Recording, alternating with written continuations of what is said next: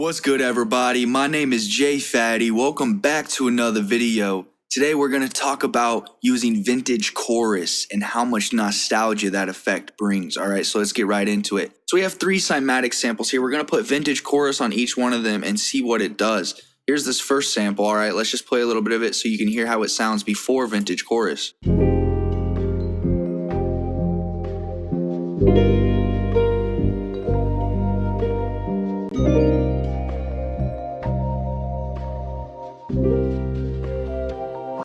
So Vintage Chorus is a default FL Studio plugin. It was added in FL Studio 20.9. I use Vintage Chorus on pretty much every single boom bap beat because it really brings that sauce. It was modeled off of the Roland Juno 6's chorus, so it's got the nostalgia in it already. So let's pull it up here. I have it under my most used. If you don't see it in here, you can go to more plugins and search for it.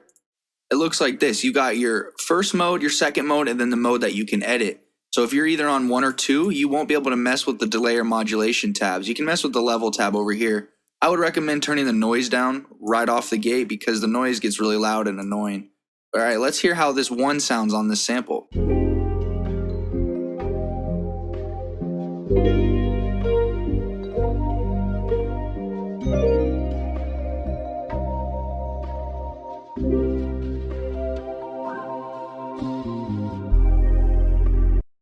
You can put both of them on, as you see there, by holding shift and clicking the other one, and they'll both be on. And as you can see, that added a lot of sauce.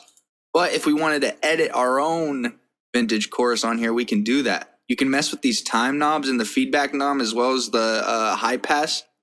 And then you also got some modulation knobs over here, plus your speed. So we'll just mess with this and then talk more about it.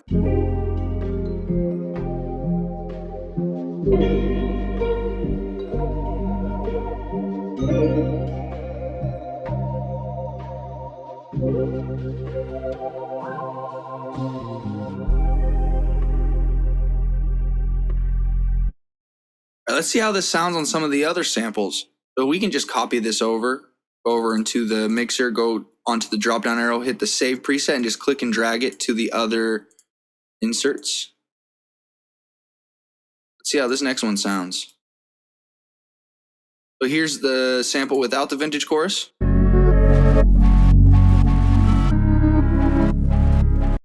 With the vintage chorus.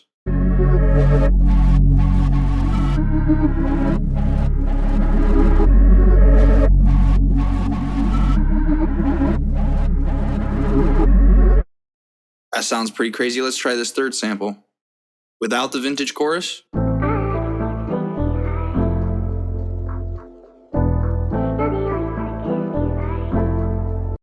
With the vintage chorus.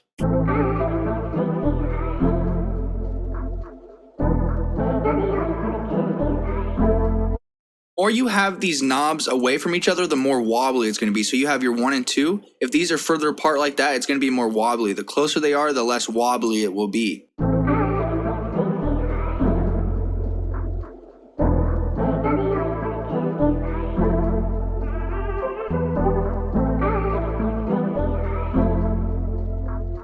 Speed knob is also going to affect the amount of wobbleness. So if it's a higher speed, it will be a faster wobble. Lower speed, it will be a lower wobble.